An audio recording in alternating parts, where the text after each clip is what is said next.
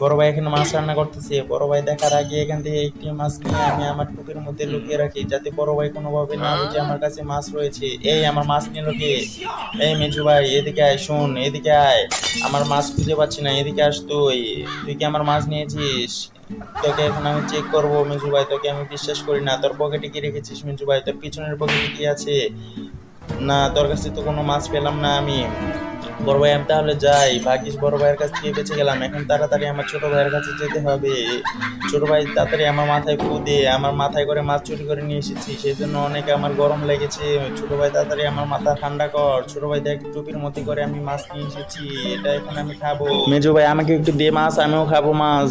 না ছোট ভাই, তোকে এখান থেকে আমি মাছ দিব না, তুই এই টুপি নিয়ে যা। বড় ভাইয়ের কাছ থেকে আরেকটি মাছ চুরি করে নিয়ে আয়। তো বন্ধুরা, বড় ভাইয়ের কাছ থেকে মাছ চুরি করতে যাওয়ার পর কি হয়েছিল সেটা দেখতে হলে তোমাদের চ্যানেলটি সাবস্ক্রাইব করে কমেন্ট বক্সে পার্ট 2 লিখতে হবে। আর তোমরা মা বাবাকে ভালোবাসলে অবশ্যই আমার চ্যানেল